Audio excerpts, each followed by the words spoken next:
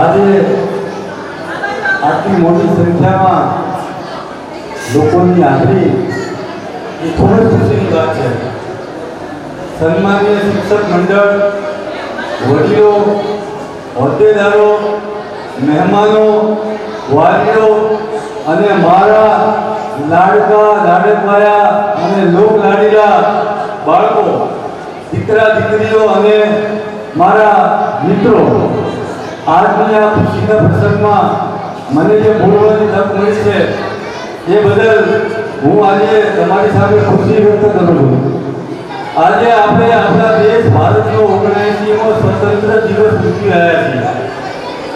એક એવો દિવસ છે કે જેના માટે કરોડો ભારતીયો ત્યાગ આપ્યો, સંઘર્ષ કર્યો અને પોતાનું બધું દેશ માટે સમર્પિત કરી દીધું.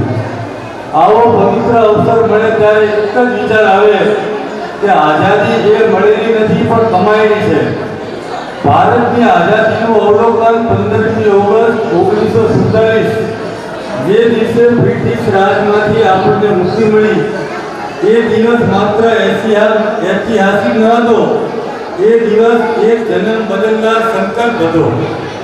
ગાંધીજીની અહિંસા, સરદાર પટેલની એકતાની દ્રષ્ટિ, નેતાજી સુભાષની વીરતા, મુસ્લિમ આગેવાનો અને ઉલમાએ કિરામ, ઉલમાએ હિન્દ એ બધાએ મળીને આપણને આઝાદ ભારત આપ્યું. આજના દિવસે આપણે તેમને શ્રદ્ધાંજલિ અર્પણ કરીએ છીએ, જેમણે લોહી વહાવીને આપણને શાંતિ આપી, જેમણે કાયમ માટે વેદનાનું સ્થાન આવકારમાં ફેરવી દીધું. શાળાનો પાયો એ દેશનું ભવિષ્ય છે. પ્રિય વાલીઓ અને શિક્ષકો, શાળા એ માત્ર ભણવાનું સ્થળ નથી, એ સમાજનું નમ્ર હૃદય છે. અહીં બાળકો ભવિષ્યની મોટાભાગની તૈયારીઓ કરીને આવે છે. અમે આશીર્વાદ પ્રાથમિક શાળા બાળકોને નિષ્પક્ષ પ્રોડક્ટિવિટી નહીં પણ મૂલ્યમય, સંસ્કારી અને સમાજસેવી નાગરિક બનાવવા માટે પ્રતિબંધિત અને આતુરતાપૂર્વક કામ કરી રહ્યા છીએ.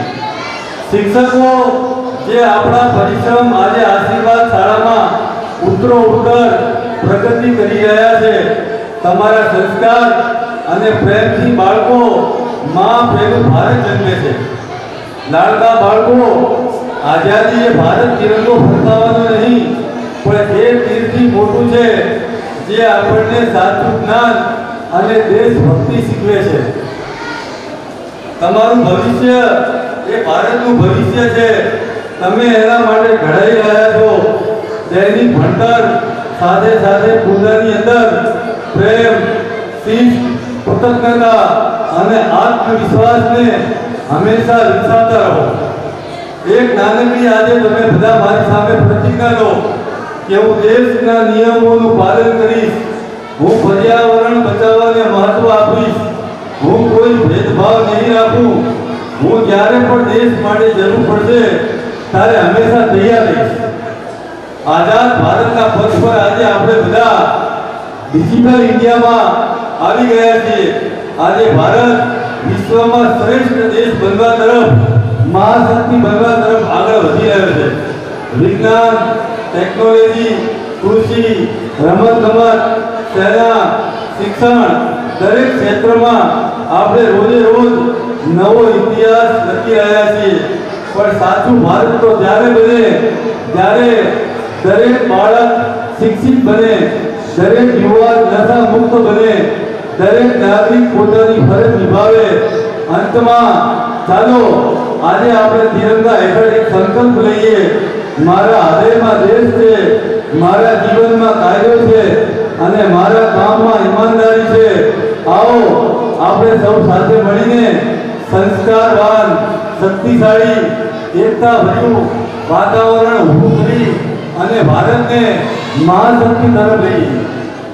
આજે ત્રીસરા વર્ષમાં જ્યારે આશીર્વાદ પ્રાથમિક શાળા ચાલી રહી છે ત્યારે બહુ ખુશી થઈ ગઈ છે કે રાધનપુર મેમણ જમાત સંચાલિત આશીર્વાદ પ્રાથમિક શાળાને દરેક જગ્યાએથી ઘણો બધો અને ખૂબ બધો આવકાર મળી રહ્યો છે. દિવસે દિવસે બાળકોની સંખ્યા વધતી જાય છે. એના માટે હું आचार्य मास्टर वसीम तथा તેમની ટીમ, શિક્ષકો તથા આશીર્વાદ પ્રાથમિક શાળાની કમિટી તથા રાધનપુર મહેમાન જમાતના તમામ સભ્યો અને રાધનપુર સ્થાનિકના તમામ નાગરિકોનો હું ખૂબ ખૂબ આભાર વ્યક્ત કરું છું કે જેમણે અમને હિંમત આપી, તાકાત આપી, શક્તિ આપી અને એવી તંદુરસ્તી સાથે સાથ સહકાર અને દુઆ આપી કે આજે આપણે ત્રીજા વર્ષમાં એક એવી આશીર્વાદ શાળા બનાવી કે લોકો દરેક સ્કૂલ સાથે આશીર્વાદ શાળાને કમ્પેરિટી કરે છે કે આશીર્વાદ શાળા પણ રાધનપુરમાં એક એવી શાળા છે જ્યાં બાળકોને શિક્ષણ, સંસ્કાર સાથે જિંદારી, નમાઝની પાબંદી, કુરાનની તિલાવત અને નમાઝના ટાઈમની સાથે શિક્ષણ એક એવી રીતે આપવામાં આવી રહ્યું છે કે લોકો ખુશ. મને એ વાતની બહુ ખુશી છે કે આટલી મોટી સંખ્યામાં તમે બધા આવ્યા અને અમને સાંભળ્યા અને મારી વાણીને હું અહીં વિરામ આપું છું અને બસ આ જ રીતે સાથ સહકાર અને દુઆ આપતા રહેજો. ઇન્શાઅલ્લાહ અમે યુનિવર્સિટી તરફ આગળ વધવાના ઘણા બધા પ્રયત્નો કરી રહ્યા છીએ. તમે પણ અમારા સાથે ગભેથી ગભે મિલાવીને અલ્લાહથી દુઆ કરજો કે અલ્લાહ દરેક નેક નિયતને પૂરી કરાવડાવે. અહીં હું મારી વાણીને વિરામ આપું છું.